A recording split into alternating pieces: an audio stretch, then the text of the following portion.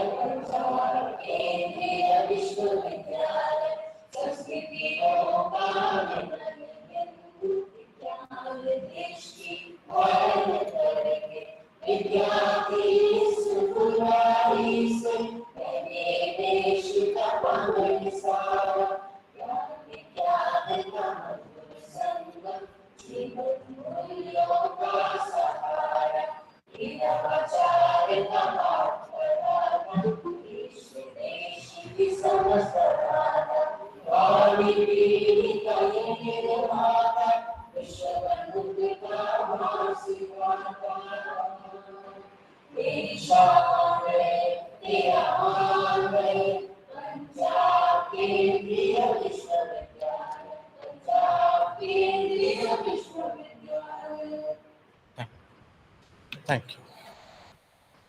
Thank you. So I welcome you all the participants, those who are present in the seminar hall, as well as those who are joined with us through online mode in the Google Meet. And many of the participants there in the YouTube. I welcome everyone to this special lecture. So today we have with us Professor Rajeev Patnaik, FASC from Department of Geology, Panjab University. I welcome you, sir, for the today's special lecture to accept our invitation and to come from Chandigarh to our university to grace this occasion. And I also welcome Professor R.P. Tiwari, our Honorable Vice Chancellor, although shortly he will join with us. I also welcome our Dean of School, Earth and Environment Science, and all my colleagues from Department of Geology, from Department of Geography, from Department of Environment Science and Technology. I welcome to this special lecture. I welcome all the research scholar, MSc students, those are present here to this today's special lecture. So as you can see, today's topic, that is influence of climate change on human evolution. You might have attended various talks, various lectures about climate change. Whenever we are talking about climate change, immediately one thing will come to your mind, how the temperature is changing, or the global warming in the recent trend, what you are coming across with all the newspaper or article or the research article, wherever you see the climate change. When it is coming to your mind, when you are looking at that word or sentence, immediately it is coming to you that the temperature change. Now you are here, now you are seeing the temperature is rising. When you are small, that time temperature, summer temperature was different. When you are at this stage, temperature is different, and in year wise also it is different. But sir will discuss more about this. Just imagine 1 million year back, what was the condition? Whether it was same, whether it was different, whether the climate change, when you are talking, it was only temperature, or because of that, other thing also was getting affected. So if you look at the Earth, the dynamics of the Earth, all these spheres are actually linked. Whether when you are talking about lithosphere, biosphere, hydrosphere, all atmosphere, all these things are linked. And if there is any change in any domain, then certainly it is going to affect the other domain. So today in the flyer also you can see some curve, and there are some delta 18O and some abbreviations are there. So through the talk we will be listening more about that. So you will be wondering, like, in the past, how the climate has drastically changed and how it was affected or modified the course of evolution on the Earth's surface. Without taking much time, I invite my colleague Dr. Milan Kumar to introduce today's speaker. So after that, we can listen the special lecture. Thank you, everyone. Thank you, Dr. Jitin, for giving me the opportunity to introduce Professor Rajeev Patnaik. It is very emotional and very privilege for me to introduce my supervisor, my PhD supervisor, and my mentor, Professor Rajeev Patnaik, for this special talk. Professor Rajeev Patnaik is the former chairperson of the Department of Geology, Panjab University, Chandigarh. He did his master's BSc from Panjab University, Chandigarh, and he completed his PhD in 1993 under the able guidance of the eminent professor, Professor Ashok Sahni. He's a renowned acclaimed scientist, geoscientist, and his area of interest is in vertebrate evolutions and paleoecology and the human evolutions and the impact of climate change on evolutions. And he has been extensively working in the field of vertebrate paleontology and had made significant contribution in the taxonomy, classification of certain mammals, and then the diversity, their evolution patterns, how it's related to the climate and the climate changes, and ecology and paleobiogeography. In these fields, he has been extensively working, and a current trend of his research is emphasizing on the study of stable isotopic studies from the fossil mammalian teeth and reconstructing the past climate and the past paleodiet of the particular animals. And he's known for his contribution in the establishment of the biostratigraphy based on the rodent geochronology from the Sivalics. He made certain new discovery, including the discovery of certain hominoids and evolutions of apes and the causes of their extinctions and in the geological times. Regarding his some of the awards, I'm just listing only a few, and he has a very long CV, and describing in 5 minutes is very difficult. He is the recipient of the National Geoscience Awards in 2014. This is a very well acclaimed awards in India. Earlier it is called as National Millennium Awards. And he is the elected fellow of the Indian Academy of Science, Bangalore. And then besides that, he has lots of awards in hand. And then after that, regarding the professional memberships, and he is the elected fellow of the Geological Society of India, elected executive members of the Electron Microscopy Society of India, then members of the Paleoanthropological Society of USA, International Primatological Society Japan, member of Paleontological Society of India, and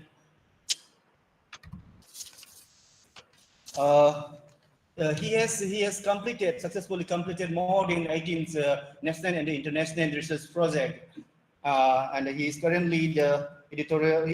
Regarding the editorial service, he is the associate editors of the Journal of Earth System Science, associate editors of the Journal of Geological Society of India, editorial board in the Current Science and the Journal of Human Evolutions, and quaternary international and the Journal of Earth System Science. So many journals he is involving with it.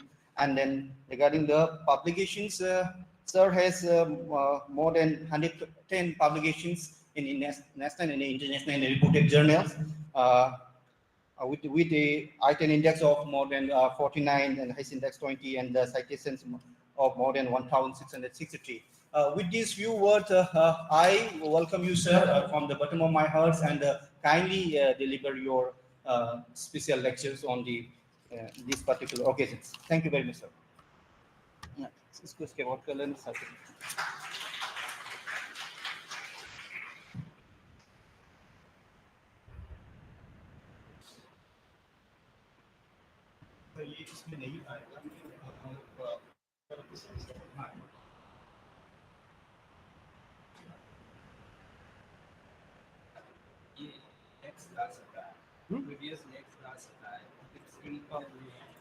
Pointer नहीं आएगा। अच्छा पर इसी से हो जाए। हाँ इसी से हो जाए। इधर से अच्छा मैं कोई इसको देख के करना है, आगे पीछे करना है तो आगे पीछे नीचे वाले से आगे जाए। ठीक है सर, जस्ट हाँ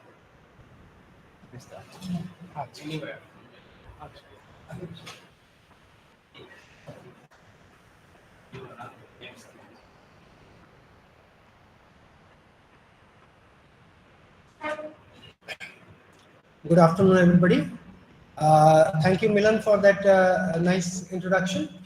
I must thank Professor R.P. Tiwari, Professor Mittal, Professor Patnaik, and all my colleagues here for giving me this opportunity, inviting me to give this talk.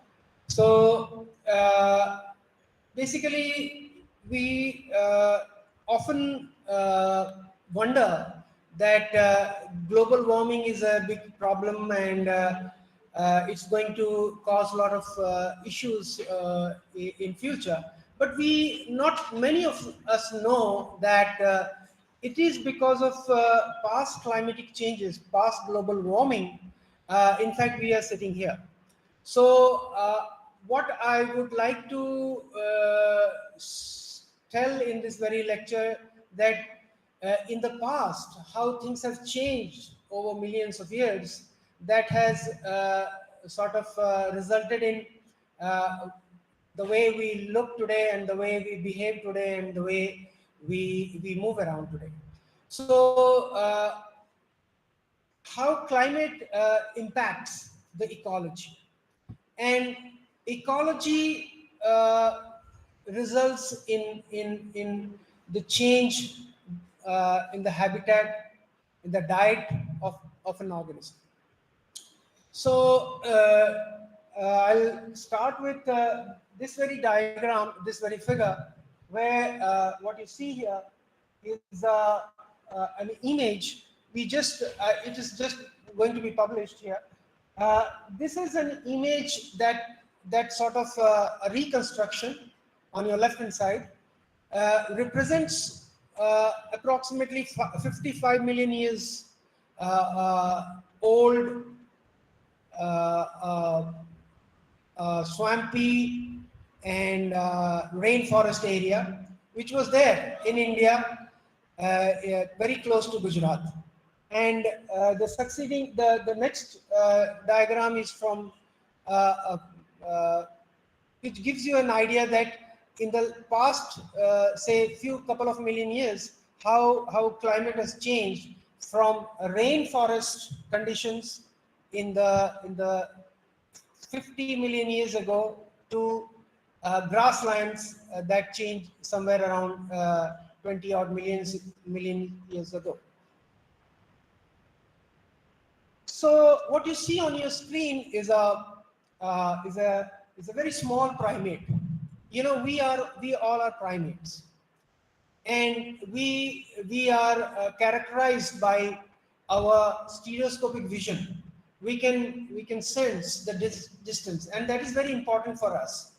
And what you see on your screen is a primate sitting on another, hand of another primate, so us. So what is very, very peculiar about this very figure is this tiny little primate, which is sitting here, has got an opposable thumb. So I can hold this pointer with this very thumb. If you look at other mammals like rabbits or dogs, they don't have opposable thumb. And this is a feature, this is a character that we have kind of acquired from our ancestors. So we have a primate that represents our ancestor millions of years ago, and where the next to it is a primate, or we ourselves, we have this very stereoscopic vision, opposable thumb, and we have teeth that are meant for a diet, a variable diet. And there are other features that signifies primates. So we are all primates. But when we look at the overall record of primates, we see that we in this very screen you have all the primates, most of the primates. So what you see here are the small primates, and this is the one you saw right now, the one here, tarsiers. They separated from the lineage to which we belong long back, some 55 million years back, and they now occupy different areas of the planet. So we are we primates have got features like peculiar locomotion, brain size. When we look at our brain size compared to the body size, our brain size is bigger, and we have less specialized feet, and we have, as I told you, stereoscopic vision. We can measure the distances. Now this is very important because the early primates, the ones which used to live in these forests, their life and death would depend upon their feeding and locomotion. You know, if you miss a branch while jumping from one branch to other, it would cause death. So this holding, this peculiar way of holding branches and stereoscopic vision led to a kind of specialization of primates. And of course, opposable thumb I have already shown. Now, when we look at the time, when we go back in time, say the geology students would very much appreciate this, that around 66 million years ago from now, if we go back in time, there was a big extinction event that happened that wiped out dinosaurs. Now, when dinosaurs were gone, dinosaurs basically occupied all sorts of niches. You know what a niche is? So dinosaurs ruled the planet for over 180 million years. And then those mammals who were there, mammals, you know, the animals that have got mammary glands, they have hair, they have sweat glands. So we are all mammals. And also some mammals are primates, right? So we have at the very beginning, somewhere after the extinction of dinosaurs, we have all sorts of mammals. Some are marsupials, you know. Marsupials, they carry their young ones in their pouches. Some are monotremes, they lay eggs. Some are placental like us, they have placenta. So we are placental mammals. And among the placental mammals, primates are some of the very early placental mammals. So way back in around 55 to 60 million years ago, we have some primates that look like primates. Its name is Purgatorius, and you can see how small, tiny, rodent-like, mouse-like creature that used to live on the trees. So it had all those features that characterize primates. So 55 to 60 million years ago, tiny, small, rodent-like creatures, they used to live on the trees, and those days trees were starting to diversify and flowering plants were emerging like anything. So it was kind of a symbiotic relationship between these early primates and the flowering plants and the angiosperms. So the primates would feed upon succulent fruits and flowers, and same time they would pollinate and they would disperse the seeds. So as we move on, the next stage, as you can see, the creature that used to live 55 odd million years ago could hold the branch and could feed on succulent fruits. And so though it looked similar to rodents, but it had got all those early primate behavioral features. Still, most of the landscape, most of these areas where these early primates emerged, these were tropical rain forests. So when we look at around 66 million years ago, India was still around, it was moving towards Asia and somewhere close to equator. And as we move on, it passed through the equator. Why I am talking about India? Because India plays a very important role in our own origin.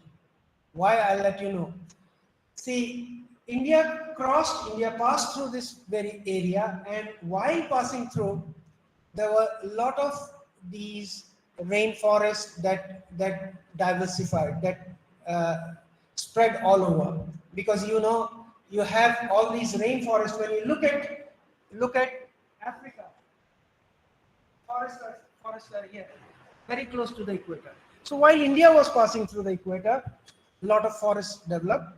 And when you look at India is very close to the equator, and this is one of the forests I was talking about. The reconstruction I showed you in the first figure comes from this very area called Vastan.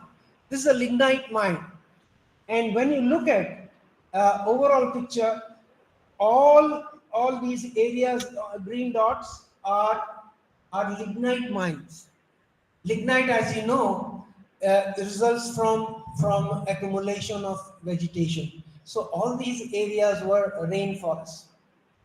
Now they are situated pretty north, but at that point of time they were all close to the equator.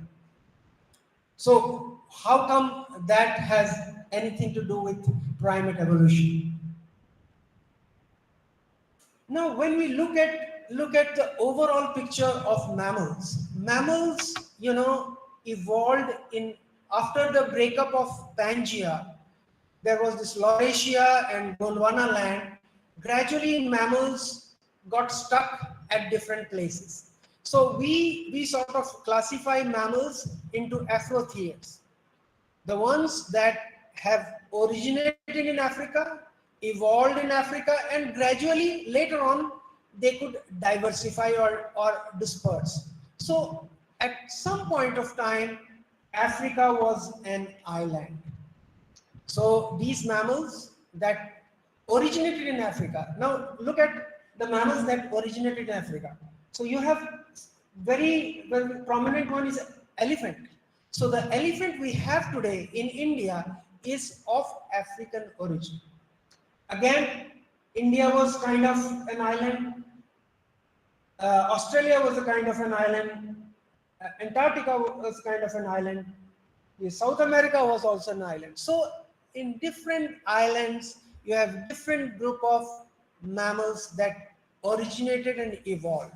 Now, you look at the northern part, the Laurasia, which includes North America, Europe, and Asia. There you have primates and their colleagues and their related forms like the rodents, the rabbits,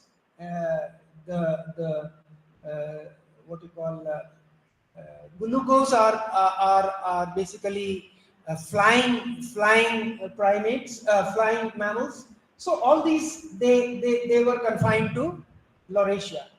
Then you have some mammals, they were confined to South America.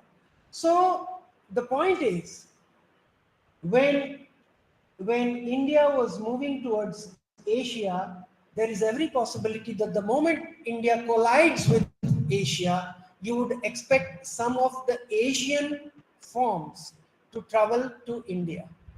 So that we'll discuss. So when we start finding primates in that Vastan lignite mine, in those lignite mines, we were kind of very curious to know that how come we have early primates in this very landmass. Another thing you might have noticed that we talk that humans originated in Africa, but their ancestors originated somewhere else, right? So much before apes and humans come into picture, early primates were living elsewhere, that is in Asia. So the same picture which I have painted, in fact, so it is very soon it's going to be published from Vastan. And these are the lignite mines we work on. So we go into the mines, search for fossils, and this is something which is approximately 54 million years old, and we have, and our group, people we work with, have found these tiny little fragments of teeth and bones that represent early, very early primates, like the bush babies, like the tarsiers. So this is another primate that comes from North America. So we are now talking about things that are in North, and whether in North America or in Asia. This is another primate, tarsiers. This is found in Asia, in Southeast Asia. So, and interestingly, we find their fossils in India. So gradually things changed. Climate started cooling down after these lignite mines were formed in the Eocene time, and most of these northern primates, they started moving towards the equatorial region. So you see, after the after the climate gradually shifted toward cooler time periods, primates started shifting southwards. This is another very interesting primate found in Egypt, called Egyptopithecus. And I must mention, I have had the opportunity of working in Egypt for quite some time, and I have been involved in excavating these early primates. So why climate changes? Now, a geologist would know that climate changes because of several reasons. The first and foremost is tectonics, though it happens slowly, but tectonics plays a major role in climate change. And then you have the Milankovitch cycles. You might have heard about Milankovitch cycles because of the revolving of Earth around Sun. It's tilt, it's wobbling. All these things changes climate, but again at different frequencies. Also tectonics leads to mountain building, and mountain chains also bring about climate change. So when you look at the climate, look at the structure 65 million years ago, as I told you, most of them were islands, and today these land masses are joined. This has changed the oceanography. This has changed the oceanic currents, and oceanic currents have changed the climatic conditions. So the currents that would flow across the Atlantic now would go all the way up. Likewise, all these currents would bring in more moisture towards the northern part, which would make things more cooler.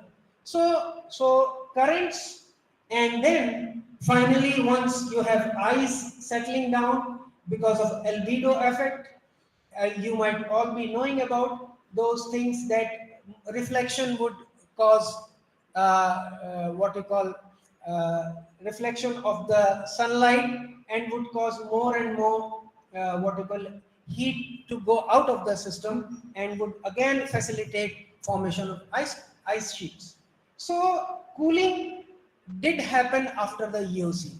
So what we have Paleocene and Eocene, warm, hot house, and since then, from Oligocene, Miocene, Pliocene, Pleistocene, we have cold house. So things have changed. Now, Tibetan Plateau played another very important role. Because of the uplift of the Himalayas, the climatic conditions changed. You have a huge landmass that is shifted up, and that would make the air lighter, and lighter air would go up and produce vacuum that would kind of suck in a lot of moisture laden air from the south, and that would allow seasonality, more aridity. So cold condition and arid condition sit in the Miocene and Pliocene and Pleistocene. The same thing basically which I just told you. So this is Milankovitch cycle. You have different sort of eccentricity, obliquity, and precession would produce different frequencies of climate changes. And if all combined, that would make a drastic effect on the climate of the globe. Now, all these climatic changes are going to affect the ecology. And that would, as I told you, bring about changes among the mammals, among the other animals who live in that very ecological conditions. So, more about fluctuations. Now, overall picture, when you look at tectonics, movement of oceanic currents, and precession, obliquity, eccentricity, all combined would give us an idea that when we look at Paleocene, Eocene, things were warmer and hotter, while Oligocene onwards, things changed. Now, when I was talking about Paleocene, Eocene, those were the time when these lignite mines were formed. And these were the time when these early primates used to live in the rainforest. And Oligocene onwards, you have climatic condition deteriorating in the sense that you have more and more replacing the forests. So this is the background. Under this very background, our own evolution has taken place. So Neogene, as we move on, more open areas, forests gradually disintegrate, and then tectonics. Tectonics led to the collision of various land masses. One tectonic event that happened at around 50-55 million years ago is collision of India with Asia. That led to migration of the mammals that used to live in Asia, Laurasia, towards India. So that is one very interesting episode that happened. Then, at 20 million years ago, Africa, that was kind of an isolated landmass, collided. So you might ask that there are evidences, as I was telling you, of primates living in Africa somewhere in the Eocene, Oligocene time. So there has been some hypothesis that before the collision of Africa and Asia, there was some rafting or some land connections that led to migration of these isolated primates. So from 20 million years onwards, you have a group of mammal primates that started losing their tails, and those primates are called apes. So apes include the chimpanzees, the gorillas, the orangutans, the gibbons, and if you consider hominoid, we also belong to this very group because we are 99.5% closely related to chimps, as we all know genetically. So then, after some primates get into Africa, after the India-Africa collision, and these apes started building their sort of ecology in Africa, and then after some also migrated towards Asia. So what we have in Asia and Europe, right from all these brown areas,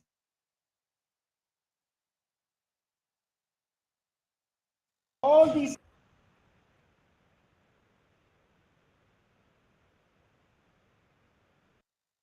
are very famous, like Sivamithicus, Gigantopithecus, you might have heard about them. These apes used to live in India in the sub-Himalayas, in Himachal Pradesh. Again, climate, after middle Miocene climatic optima, climate started deteriorating again. So there were fluctuations, and all these habitats of apes just went just went out, just habitat got disintegrated, and there was no way they could survive. So they could just thrive in Africa, and there are some remains like the refugia included orangutans, which are still there in Southeast Asia, and tarsiers still there, lorises, they are still there in India, in Asia and India. So some Asian primates remain. So when we look at Africa today, we have the chimps. They live, chimps and gorillas. They live in this green belt where the rainforests are. But the brown stars are the orange stars, the areas where you have all the fossils of apes and their relatives. So gradually we see that as the forest started disintegrating, some of these apes or ape ancestor, they moved into grasslands and started a locomotion that is called bipedal. So we are bipedal, we can walk on two legs, and you can see all other apes, they can't do that. So it was a kind of an adaptation to grasslands. And as you know, grasslands came or grasslands spread because of climate change, because of cold condition, because of drier conditions. So had there been no climate change, we would still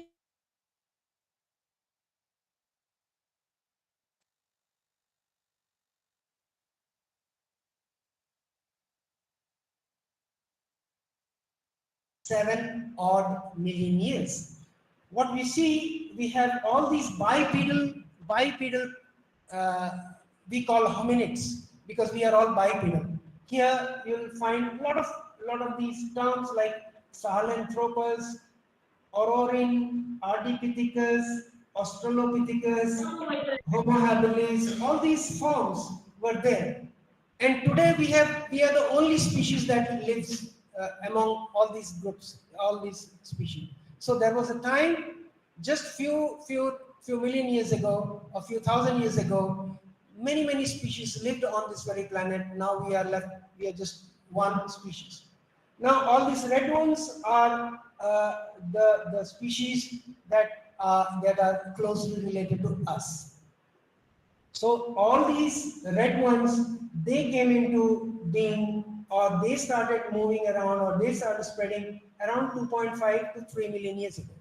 Now, why? What is so special about these Homo sapiens, or Homo erectus, or Homo rudolfensis, or Homo habilis, that we or our ancestors started using stone tools? Because we were bipedal, our hands were free, we could move around in the grasslands, and just in case some animal, some leopards or tigers, they attack, we can always climb up on the trees, or we can always run away. And in order to do that, we need to have a gracile, erectile posture.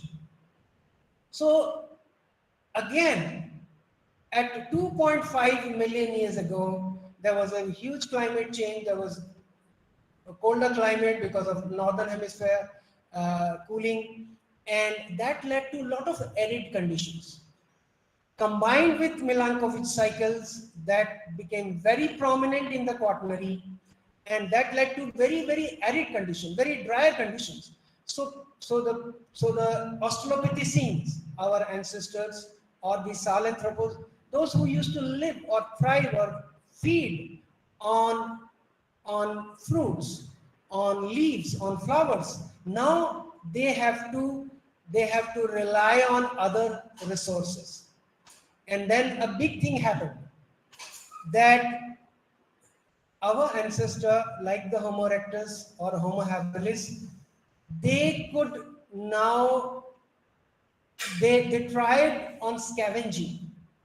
So they would look at the carnivores, the carcasses left by the carnivores.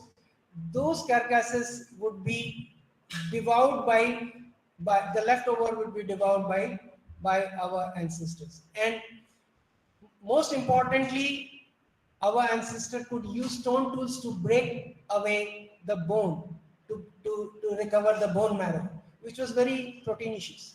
So in order to survive, we were not hunter-gatherers to begin with. We were just scavengers. And why? It all because of climate change. We won't be doing all these things until there was such a drastic climate change. So it was all, there was some relationship towards our bipedalism. Of course, there are fossils that show that uh, early Australopithecines were also bipedal, some of them, in spite of the fact that they had smaller brains. But here, what you see, there was a sudden jump in the brain capacity, brain size, and that was kind of facilitated by our feeding on proteins like the bone marrow, like the flesh and other muscles I was talking about. So that's Australopithecine. It could run around, and we have footprints to show that Australopithecines were bipedal, and they used to live in bushlands and grasslands. And there are various hypotheses why one would what we call rely more on bipedalism than quadrupedalism. And we also started using fire. Now this could have started because not purposefully, but there might have been some forest fires and we would have relished those burned or charred or well cooked feast. Gradually humans kind of relish those and could thrive on cooked food. And of course, we also started using stone tools in art. Climate kept on changing, and then at some point there were connections between Africa and Asia because savanna land, grasslands, they spread right from Africa to India. There was savannas. So there was every possibility for the lineage, the Homo erectus, to move out of Africa and explore other parts of the world. So we do find Homo erectus in other parts of the world. First, in just entering the Europe in Georgia, and around 1.7 to 1.2 million years ago, and going all the way through India to China, to Indonesia, then also towards Europe. So these were not Homo sapiens, but our ancestors, Homo erectus. So this is something to show you that how brain capacity changed, particularly after 2.5 million years. And climate fluctuation, you can see the climate fluctuation. So there is some climatic changes that led to change in our this very use of brain, because more and more social behavior, more and more strategy planning happened when people started hunting and gathering. So language development, all these sort of pushed our brain capacity quite high. This again, brain capacity. And then we have another form called Neanderthals, very famous. They occupied, the lineage came from the Homo erectus, but they occupied northern limits, northern parts, and they could in fact live in colder climatic conditions.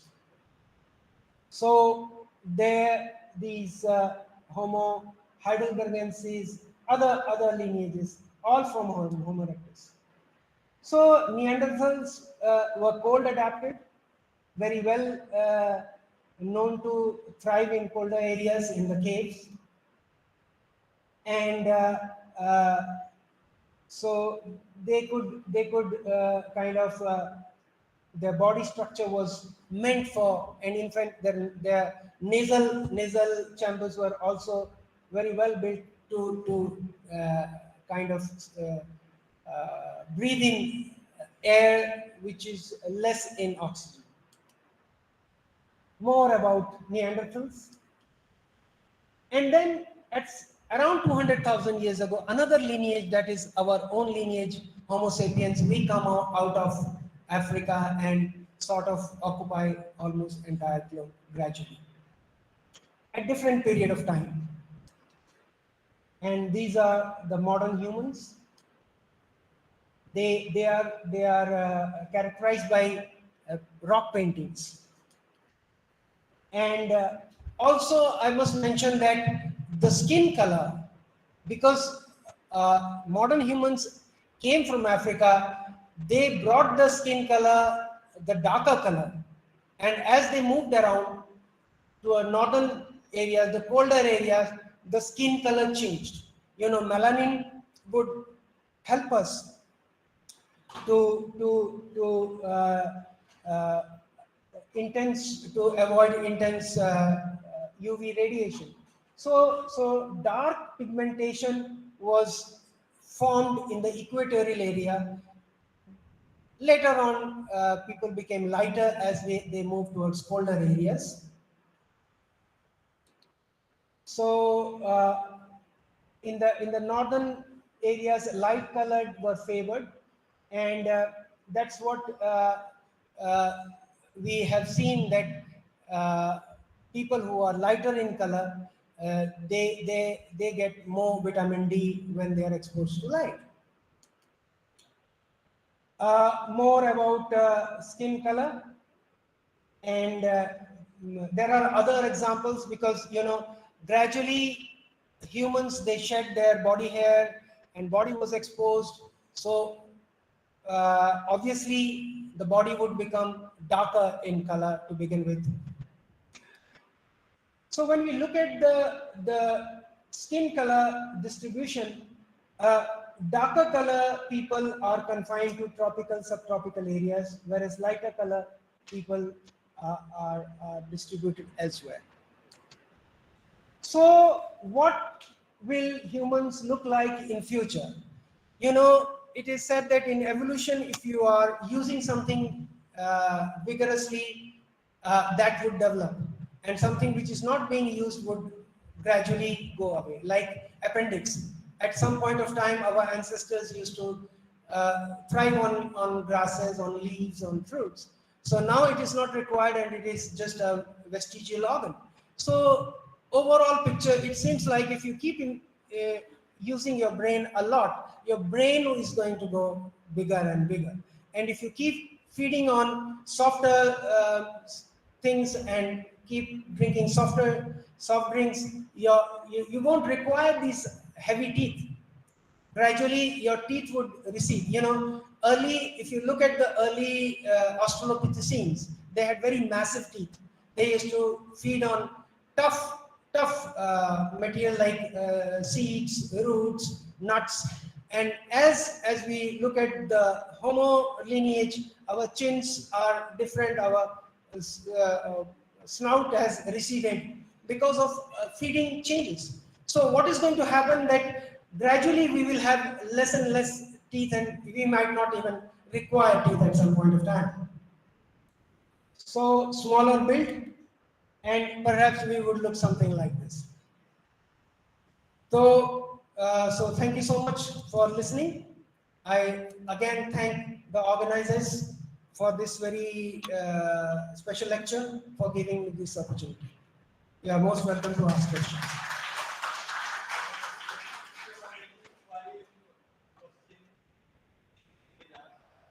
Yeah, most welcome. Now the session is open for the audience.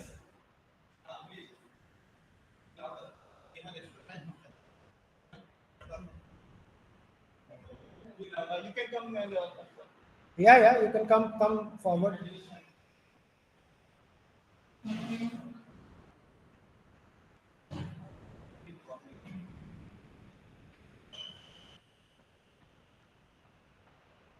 Yeah, go ahead.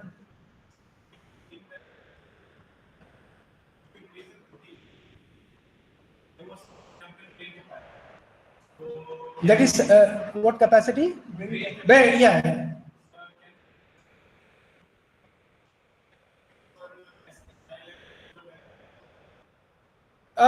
See, not musculature wise, you can see obviously Australopithecines were like 3.5 feet, not very big. There is one exception, that is Gigantopithecus. There was a huge ape that used to live in India as well as in Southeast Asia, that was 8 to 9 feet high. But it was totally vegetarian. You know, vegetables can also give you a lot of protein, provided you keep eating them. So it is not proportionally related, but yes, at one point, because there was easy availability of protein, and at that point of time, we were kind of strategizing. Language was being developed, so this very organ requires a lot of energy. So there is every possibility. This is again a hypothesis. Nobody can prove it at this point. But because there was this availability of rich protein in bone marrows and meat, that might have facilitated brain capacity. Right. Most welcome. Yeah, please go ahead.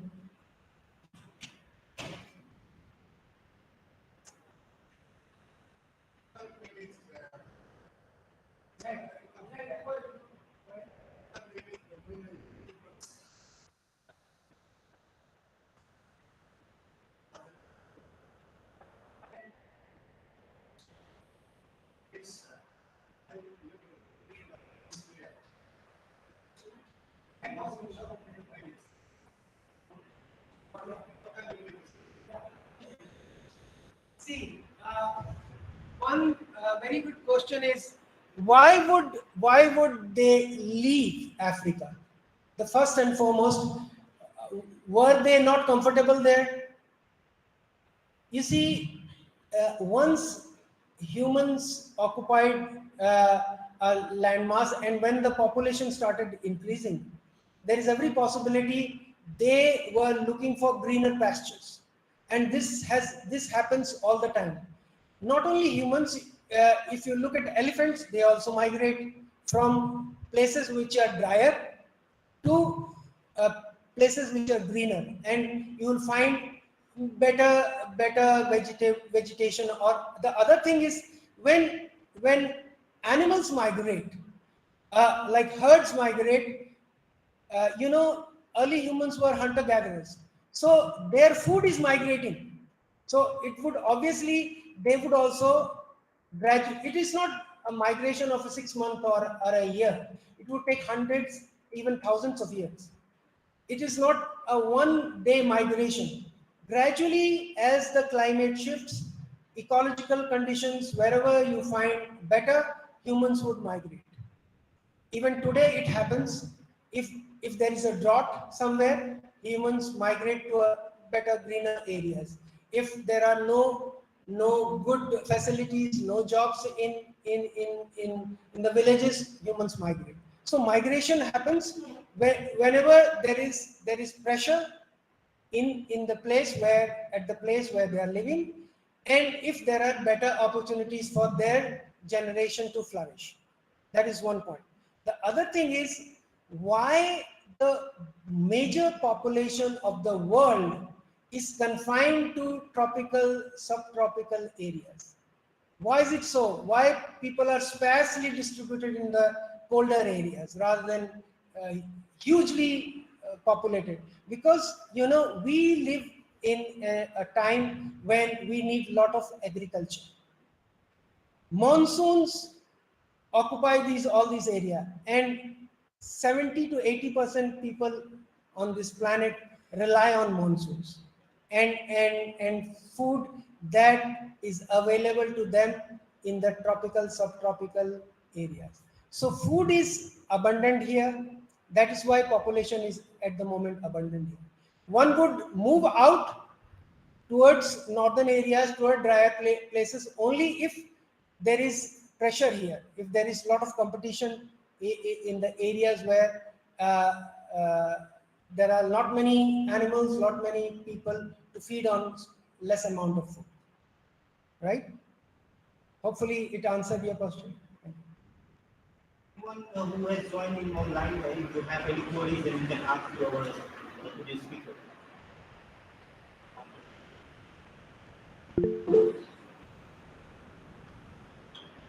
Any questions?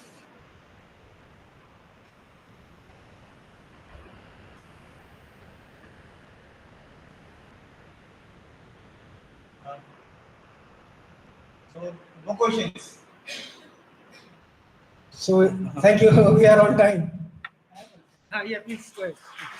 More than one question. Yeah, sure. Go ahead. One is, compare Chiroptera that what you were telling, that's bats Chiropterans, yeah, bats, yeah. and mammals. Yeah. So among them, who is more developed? Like we are telling that we humans are more developed, but what would be the condition that they're flying as being mammals? See, yeah. More about them is No, I'll give you that answer. Any more questions? Later on. Okay. See, chiropterans, the bats.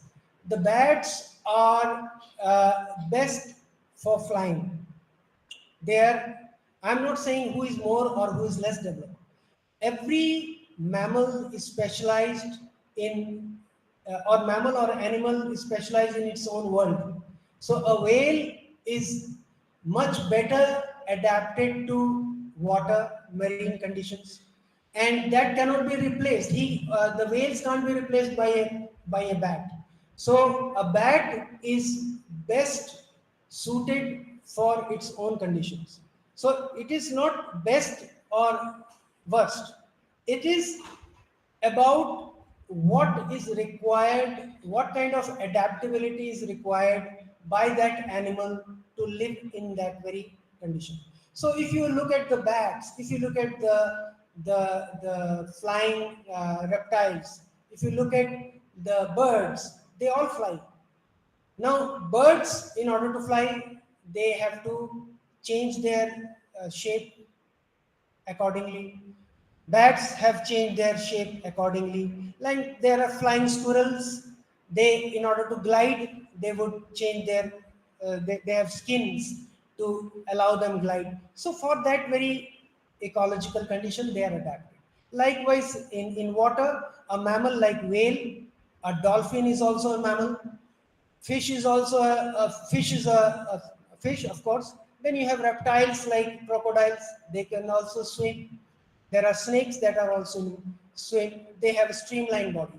So that is how it is. Any more? Okay, later on. Okay, fine. Thank you.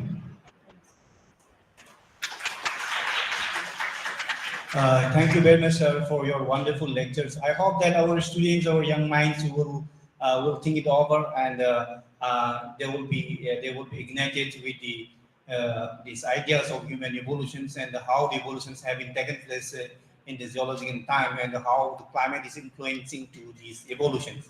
And I hope that some of you might have been doing some work in the field of primatology and the studies of climate change in the future. Thank you very much for your wonderful lectures. Now, I would like to invite our respected HOD, Dr.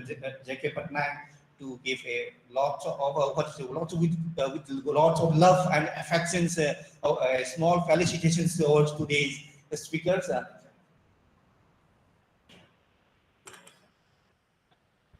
Madam Supernam, Madam KK, Dr. LTS Gute, Rahul, and then obviously Mustaq sir, please come over the stage to give a moment to our speakers.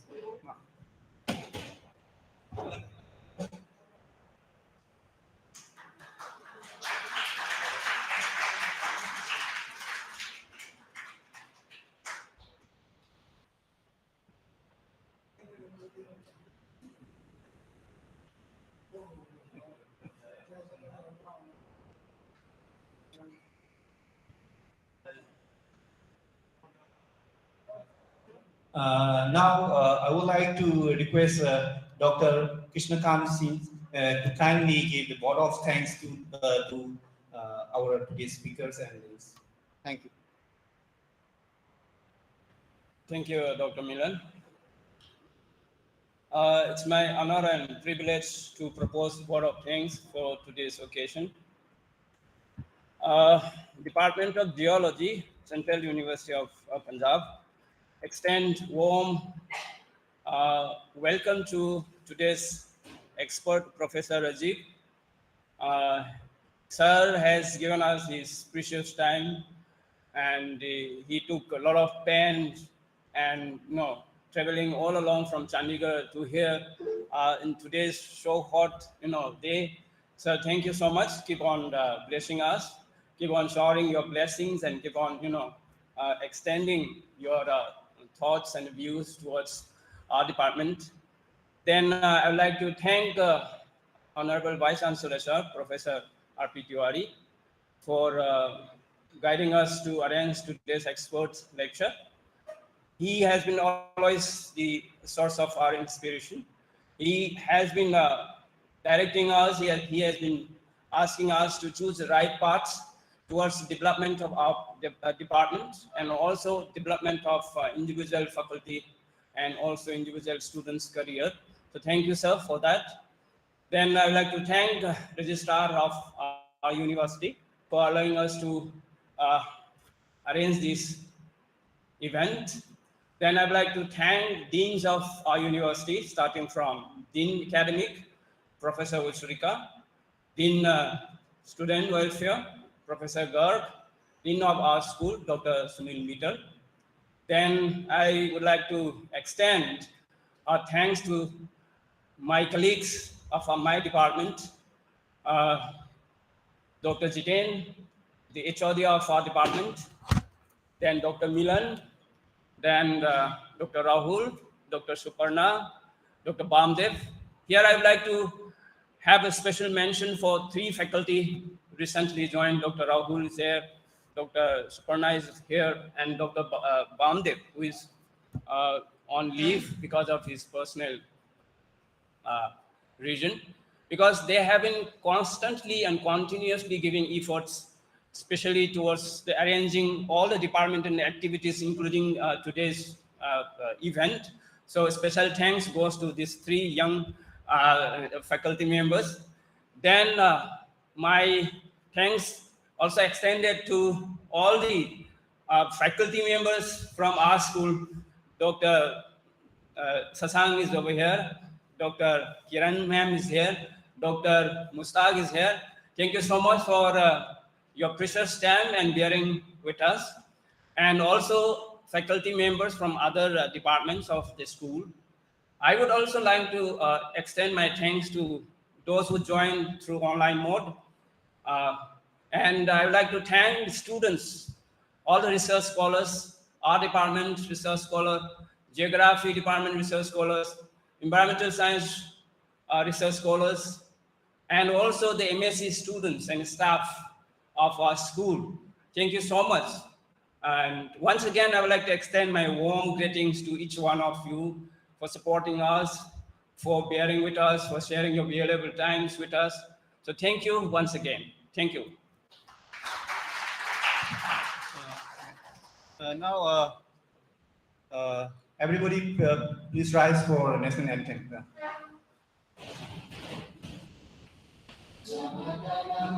अधिनायक जय हे भारत भाग विधाता पंजाब सिंध गुजरात मराठा द्राविड़ उत्कल गंगा विंध्य हिमाचल यमुना गंगा उज्जल चलति तरंगा तब शुभ नामे जागे तब शुभ आशीष मांगे गाए तब जय गाथा जन गण मंगल दायक जय हे भारत भाग विधाता जय हे जय हे जय हे जय जय जय जय हे